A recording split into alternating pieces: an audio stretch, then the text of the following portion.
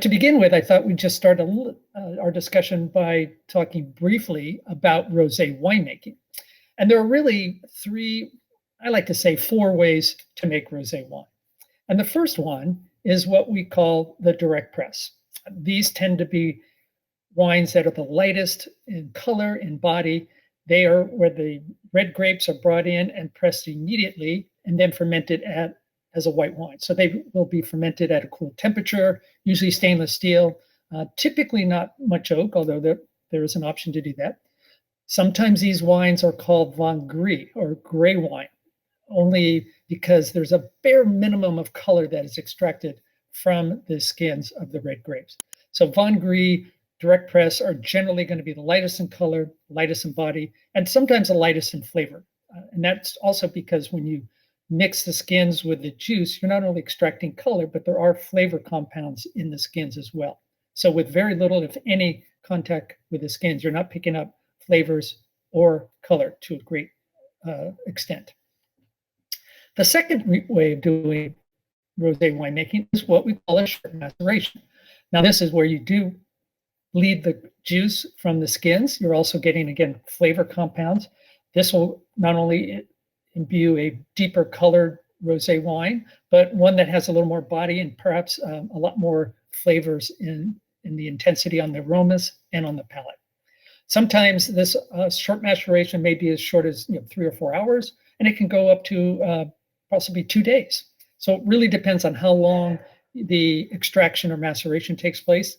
That will determine how deep a color it is. And also, of course, it also depends on what grape variety you're using. Pinot Noir, for example, or Grenache is not going to give you too much color, whereas a deeper red-colored grape like Merlot or Cabernet Syrah will give you a much richer, deeper color.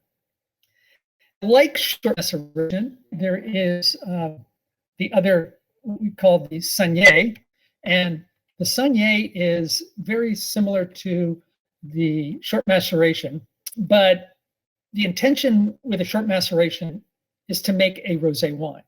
With a Sunnier, the intention is to make your red wine more concentrated. So what you do is you bleed off the juice of the red wine that you're making to concentrate the remaining liquid. So there's less liquid when you bleed off your red wine making. You bleed off some of the juice, leaving less volume of juice, but the same amount of skins and grapes. So that intensifies the red wine that you're making, but at the same time, you can bleed off and make a rosé wine from that. Some people criticize this as a method because usually with rosé wine making, like a short maceration, when you're intending to make a rosé, you might pick the grapes a little earlier to keep the acid fresher, keep the flavors nice and bright. Whereas red wine making, you might push the ripeness a little bit further along in the winemaking, maybe get a little higher alcohol, maybe reduce the acidity a little bit. But notwithstanding, you can still make great rosé wine using the Sunnier method. And then finally, there's blending. That's where you blend a small amount of red wine with white wine.